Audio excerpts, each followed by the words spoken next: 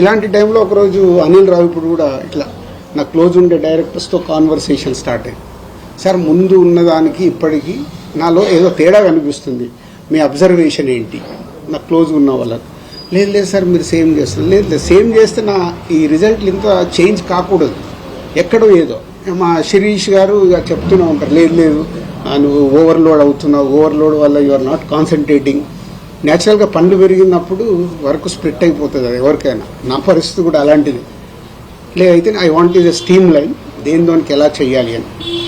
So ఎప్పుడు ఇక్కడ cinema ఫీల్డ్లో సక్సెస్ ఉంటేనే వాల్యూ ఉంటుంది, అది ఎవరికైనా. మనం గతం కూడా చూస్తూనే ఉన్నాం, సక్సెస్ లేకుంటే వాల్యూ ఉండదని కాదు, సక్సెస్లో ఉన్నప్పుడు ఉండే వాల్యూ సక్సెస్లో లేనప్పుడు మనం మెల్లిగా డ్రాప్ అవుతున్న కొద్దీ మన పైన ఫ్రీగా ఉన్నాడు పిలుద్దామని పిలుస్తారు తప్పితే ఎమోషన్తో పిలవారు ఎక్కడికైనా పిలవాలంటే. సో అక్కడ నాకు ట్రిగ్గర్ అయింది, లేదు ఇప్పుడు చేతిలో ఏం సినిమాలు ఉన్నాయి, ఈ సినిమాలకి రిజల్ట్ ఎలా తెచ్చుకోవాలి. అలాంటి టైంలోనే శంకర్ గారి ఇండియన్ 2 రిలీజ్ అవ్వడం, ఇండియన్ 2 రిలీజ్ అయ్యి రిజల్ట్ మనందరికి తెలిసిందే.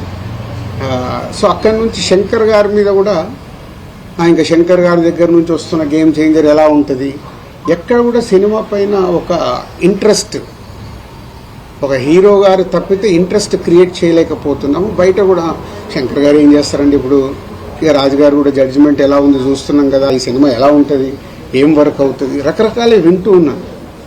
సో వింటూ ఓన్ చేసుకుంటూ, లేదు ఈ సినిమా ఏది నమ్మాను, శంకర్ గారు కథ చెప్పినప్పుడు 4 years బ్యాక్ ఏమి బిలీవ్ చేశాము అది ఉందా, సినిమాలో అది డెలివరీ చేస్తున్నామా అనే దాని మీదనే నంబర్ ఆఫ్ టైమ్స్ డిస్కషన్ పెట్టుకొని శంకర్ గారితో కూడా మాట్లాడుతూ, జనరల్గా మీ అందరికీ తెలుసు శంకర్ గారు ప్రొడ్యూసర్స్కి అంత యాక్సెస్ అనేది సినిమా విషయంలో, క్రియేటివిటీ విషయంలో ఏ పెద్ద డైరెక్టర్ కూడా ఇవ్వరు. సో బట్ నేను అప్రోచ్ అవుతూ ఎప్పటికప్పుడు, సార్ మీరు చెప్పిన కథ ఇది, మళ్ళీ మీరు చెక్ చేసుకుంటూ ఉండండి, ఈ సినిమా రిజల్ట్ మీకు నాకు చాలా ముఖ్యం.